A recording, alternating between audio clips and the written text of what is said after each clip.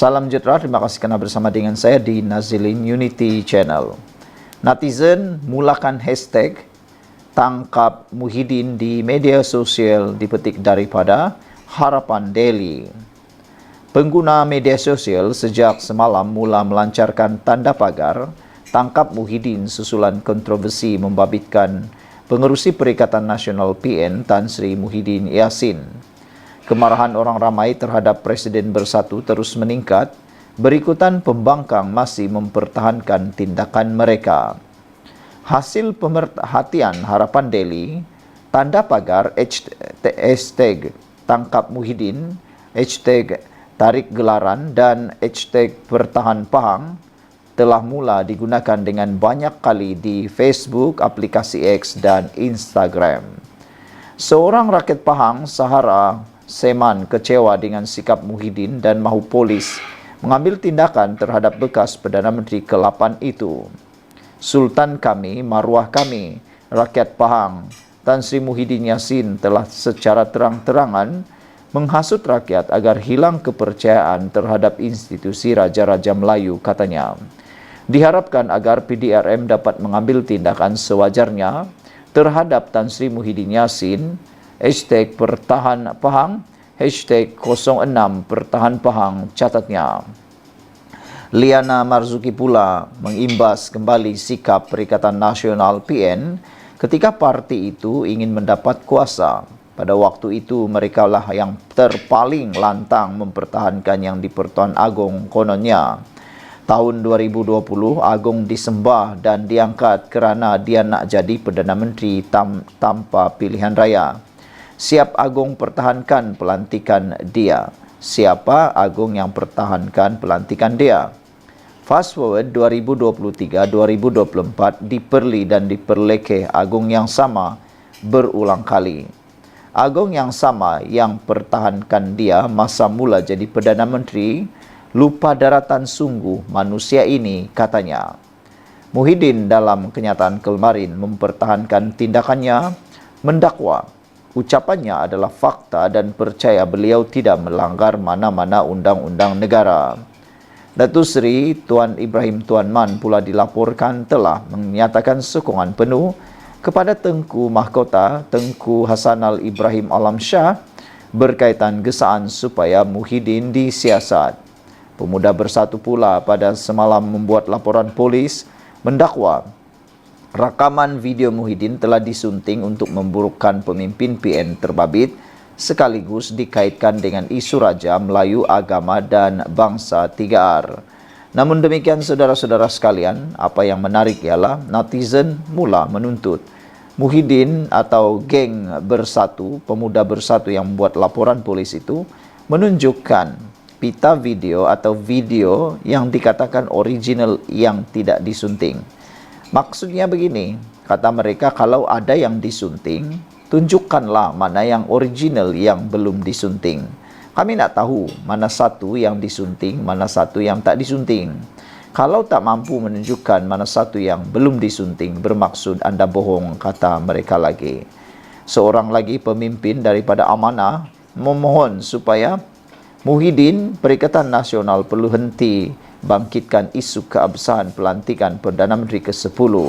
Selain daripada itu, KJ juga telah mencadangkan supaya Muhyiddin segera mohon ampun kepada Sultan Pahang dan Istana Pahang. Tapi tak tahulah apa tindakan Muhyiddin selepas ini. Tinggalkan komen anda. Salam sejahtera, terima kasih kerana bersama dengan saya di Nazilin Unity Channel. Rupa-rupanya ini fakta yang gagal diterangkan oleh Muhyiddin ketika beliau berkata beliau tidak bersalah, beliau tidak berniat menghina Istana Pahang ataupun Agong dengan ucapan kempennya di Nenggiri dan menyatakan itu semua hanya menyampaikan fakta.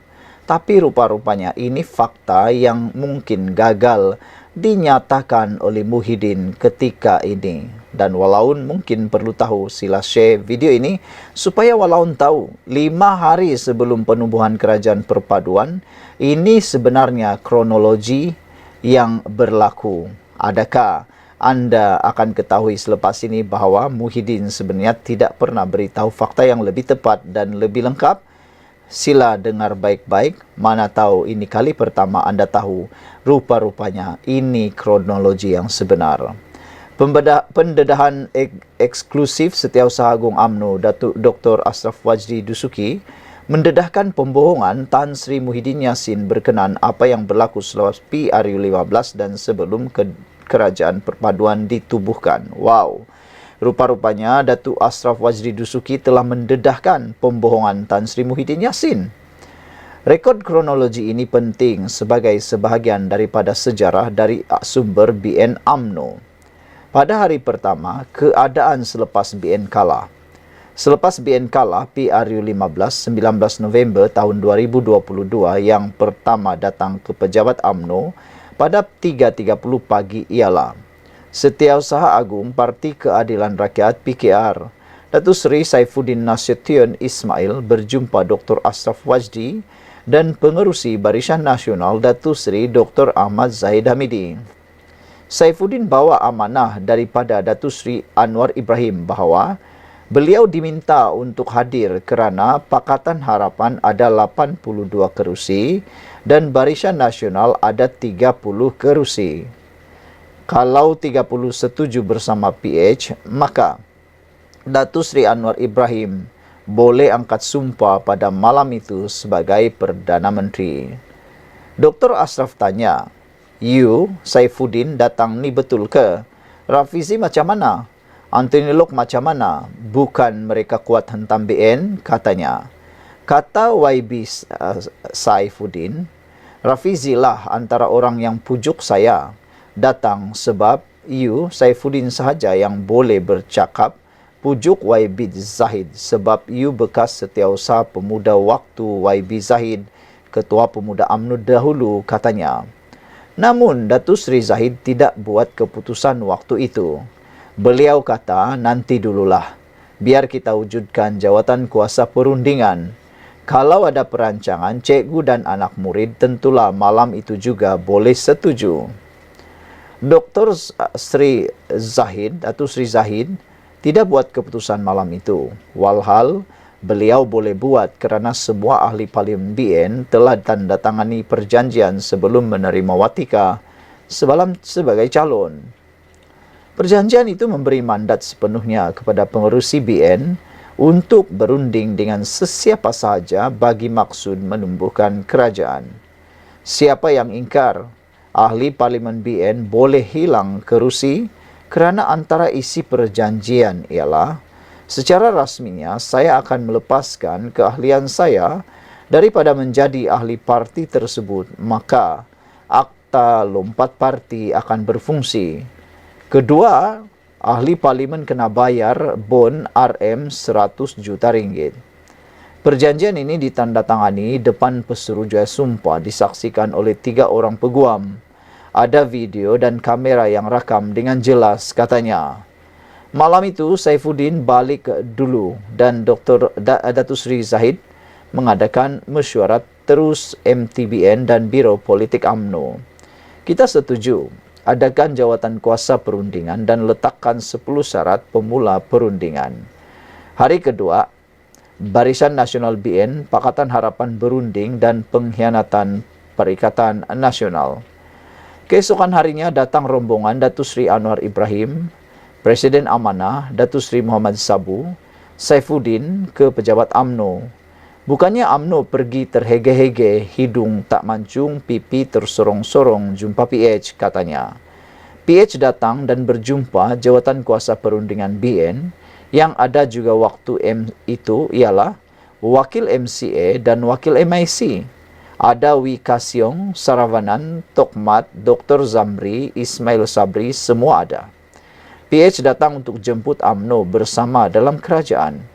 Zahid berikan 10 syarat yang telah ditetapkan. Datuk Seri tidak terus buat keputusan waktu itu. Selepas habis perjumpaan tersebut, Zahid minta Dr. Zamri berhubung dengan Tan Sri Muhyiddin Yassin supaya berlaku adil untuk tunjuk pula syarat-syarat BN kepada Perikatan Nasional PN. Malangnya, Tan Sri Muhyiddin Yassin tidak layan dan dia kata, "Nanti dulu, ini menyebabkan kita pelik." PH datang jumpa BN tak sabar-sabar. Tapi Muhyiddin kata, nanti dulu. Kalau kita nak buat keputusan, kalau Zahid nak jadikan ini sebagai alasan, kita sokonglah Anwar Ibrahim. Pakatan Harapan 82, BN 30, jumlah 112. Allah punya kuasa cukup-cukup, kata beliau.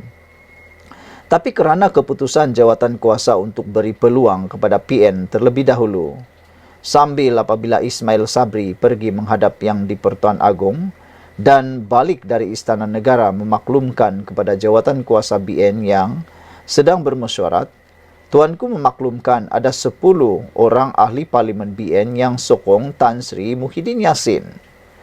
Barulah kita tahu sebab kenapa Tan Sri Muhyiddin Yassin tidak respon terus. Maknanya ada pengkhianatan, katanya. Dulu dia Perikatan Nasional hianati kita waktu bersama dengan BN. Kali ini pun dia Perikatan Nasional nak hianati lagi. Jawatan kuasa Majlis Tertinggi buat keputusan. Datuk Seri Ismail Sabri diarah oleh Presiden ambil balik tanda tangan 10 orang itu untuk sign SD, tarik balik SD kepada Muhyiddin. Akhirnya semua tarik balik kecuali 3 orang. SD sokongan Muhyiddin tidak sah. Keesokan harinya, ini kebijaksanaan Datuk Seri Zahid. Arahkan saya, Dr. Ashraf Wajdi dan seorang lagi pegawai, 2 orang saja yang tahu, untuk hantar 30 dokumen ke Istana Negara yang ada Appendix A hingga C. Watika yang menyokong Datuk Seri Anwar Ibrahim. Itu hanyalah taktikal sahaja sebab bila tak cukup 10 tarik SD, maka nak dipastikan istana dapat 2 set. Apabila tuanku panggil Muhyiddin pada hari kelima, dia masih berkeras dan beritahu, kami sudah cukup jumlah 114. Tuanku kata tak boleh terima kerana dari 114, ada ahli parlimen BN yang juga sokong Anwar Ibrahim dan ada juga 4 orang dari Parti Sarawak yang tanda tangani SD sokong Anwar juga dan ada juga yang sign 3 kali. PN hanya tinggal 73 dan tak cukup, katanya. Tuanku usahakan penubuhan kerajaan perpaduan. Titah tuanku cukup-cukup berbalah. Negara akan hancur jika misalnya tak berubah, tak boleh tubuh kerajaan. Maka tuanku dengan penuh tawaduk meminta supaya Tan Sri Muhyiddin setuju atau tidak untuk tubuhkan kerajaan perpaduan. Muhyiddin berkeras dan keluar buat sidang media. Tuanku minta tubuh kerajaan perpaduan. Kami, Perikatan Nasional dah buat keputusan. Kita tidak setuju, kata Muhyiddin. Lepas Muhyiddin keluar, Anwar masuk berjumpa tuanku. Cerita dalaman. Tuanku minta Muhyiddin stay dan panggil dua-dua bersekali. Muhyiddin berkeras dan keluar terus dan buat sidang media di kediamannya di Damansara Head. Datuk Seri Anwar Ibrahim masuk dengan rasa confident. Dia dah cukup 30 dari BN dan cukup 112 untuk tubuh kerajaan. Tuanku atas kebijaksanaan titahkan. 30 ini pun tak valid sebab ada dari 30 yang sign sokong Muhyiddin. Ini tactical move Barisan Nasional. Tan Sri Muhyiddin dan Datuk Seri Anwar Ibrahim tidak boleh angkat sumpah. Tuanku merayu supaya ditubuh kerajaan perpaduan. Anwar bersetuju, tapi 82 tidak cukup jumlah. Pukul 5 petang, 22 November tahun 2022, keluar satu kenyataan dari Istana Negara minta supaya BN datang menghadap. Sebab itu esoknya Datuk Seri Zahid Hamidi datang menghadap tuanku bersama. Banyak ceramah PN berbohong mendakwa. Datuk Seri Zahid berbohong dengan semua orang. Berjumpa tuanku, kita tak tahu apa yang dibincangkan dengan tuanku. Tapi dia sebut, tuanku suruh tubuhkan kerajaan perpaduan. Zahid tidak pergi menghadap berseorangan, tapi ditemani oleh Tokmat dan Dr. Zamri untuk menjadi saksi. Bila menghadap, tuanku titah satu perkara sahaja. Tubuhkan kerajaan perpaduan. titik noktahkan persengketaan lama. Zahid jawab dengan penuh beradab bahawa Patik boleh bersetuju, tapi Patik tidak boleh membuat keputusan seorang. Beri masa Patik berbincang dengan Majlis Tertinggi BN. Keputusan Zahid secara kolektif. Kalau orang tuduh ini perancangan Zahid, dia dah buat keputusan waktu itu juga. Tapi peluang dah 3 kali dah. Pertama, perjumpaan 4 pagi, hari pertama dah buat keputusan. Kedua, hari kedua waktu rombongan PH datang pun boleh buat keputusan. Zahid boleh buat keputusan. Kali ketiga, tuanku tanya setuju atau tidak tubuh kerajaan perpaduan. Tapi Zahid cakap boleh buat keputusan. Zahid boleh buat keputusan, tetapi dia tetap mengambil keputusan kolektif. Zahid tidak terus buat keputusan. Kalau setuju, Anwar sepatutnya dah boleh angkat sumpah. Zahid keluar dari istana, arahkan Ashraf Wajdi dan pejabat serta semua 54 ahli Majlis Tertinggi malam itu diadakan mesyuarat bermula jam 8.30 malam hingga 1.30 pagi. Saya draft kenyataan media apabila semua bersetuju secara konsensus. Dari 54, 52 orang dari awal bersetuju dan 2 sahaja tidak, tetapi akhirnya semua bersetuju dengan syarat. Syaratnya yang pertama, akur dengan titah yang di Pertuan Agong. Yang kedua, kena buat perjanjian. Yang ketiga, nak tubuh kerajaan perpaduan jangan sentuh soal Islam. Hormat Islam agama persekutuan dan soal bangsa Melayu dan Bumi Putra. Jangan cabar seperti mana kamu cabar waktu 22 bulan waktu Tun M jadi Perdana Menteri dan bersatu dalam PH. Nombor 4, jangan sentuh soal Raja-Raja Melayu kerana ini perjuangan UMNO, kerana institusi raja-raja yang mempertahankan dan memelihara Islam dan Melayu Bumi Putra. Yang di Pertuan Agong angkat sumpah dengan kalimah walahi wabilahi watalahi untuk mempertahankan agama Islam dan bangsa Melayu. Kalau politik berubah, ada 2/3 untuk pindah perlembagaan pun tak boleh pindah perkara 153 selagi tidak dapat perkenan Raja-Raja Melayu. Saudara-saudara sekalian, itulah sebenarnya yang berlaku, yang mana tidak pernah didedahkan sebelum ini. Rupa-rupanya seperti yang dinyatakan oleh Ashraf Wajdi Dusuki bahawa Muhyiddin mungkin berbohong. Muhyiddin dalam satu keratan di Harapan Daily ini menulis, Muhyiddin penderhaka, ucapan dan tindakan Muhyiddin kerap menyinggung Sultan, sehingga kerajaan hingga pernah menyebabkan ketegangan hubungan kerajaan dan istana. Timbul duka cita yang di Pertuan Agong Sultan Abdullah, Muhyiddin meneruskan pelanjutan darurat tanpa perbincangan atau perkenan penuh daripada Agung ketika COVID-19 berlaku pada 29 Julai tahun 2021. Undang juga tegur Sultan Selangor.